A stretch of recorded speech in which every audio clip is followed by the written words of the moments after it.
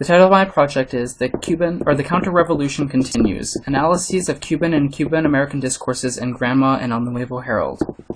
After months of negotiations and preparations, the government of the U.S. and Cuba announced on December 17th the beginning of a process of closening and normalization of diplomatic relations. The question of the American embargo remained unresolved, but decision-makers from both the USA and Cuba agreed to continue dialogues to address this issue, on which Cubans and Cuban-Americans alike have quite strong opinions. Upon the announcement that relations between the U.S. and Cuba would begin to normalize, Cuban and Cuban-American media went ablaze. The official media apparatus of the Cuban Communist Party, Granma, is the most widely read publication in Cuba. El Nuevo Herald, the Spanish-language wing of the Miami Herald, is the most widely read publication among Cuban-Americans.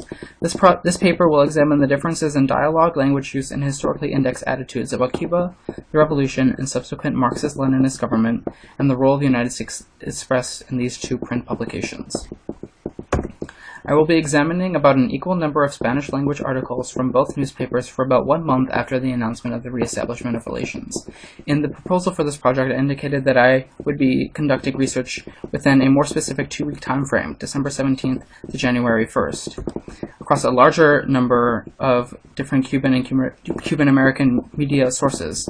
I also planned on comparing a variety of kinds of media, including TV, radio, and print.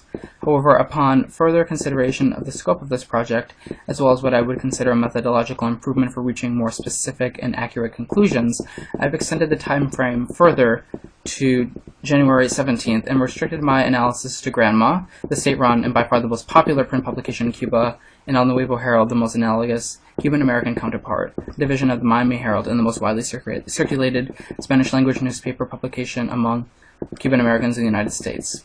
Honing in on these two publications and conducting a more longitudinal survey of my subject matter, both is a more doable project, but will also provide, I hope, more tangible results. In completing the research project and conducting my analysis of Granma and El Nuevo Herald, I relied on the leitmotif of the course, language as a tool and speaking as social action.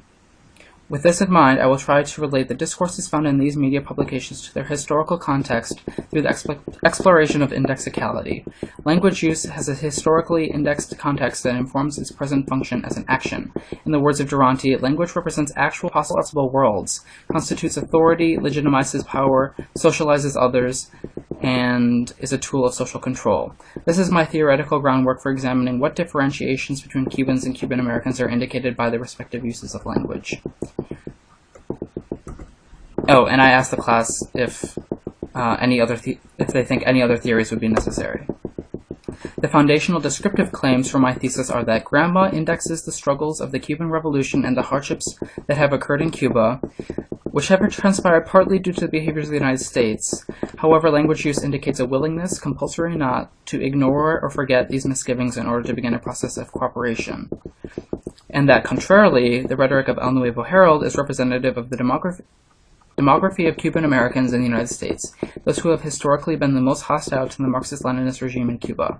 The emphasis of the language is to change the regime, not to accept it as an equal partner in future cooperation, leading to my main thesis claim that the struggle between the forces of revolution and counter-revolution can continue today, with Cuban revolutions aggressively taking the side of the United States against Cuba, and Cubans looking forward, interested in consolidating the revolution. With my current theoretical background, the main kinds of evidence that I am examining include such things as language usage, indexed attitudes, overall tone,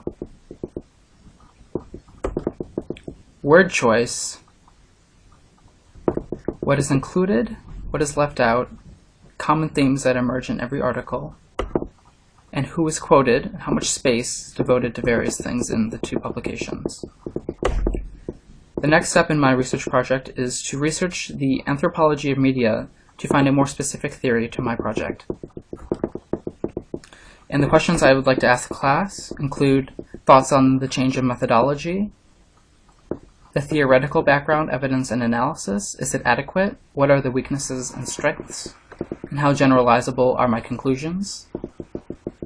The strength of the thesis, and ideas about the expansion of the theory to include anthropology of media that has not been discussed in class.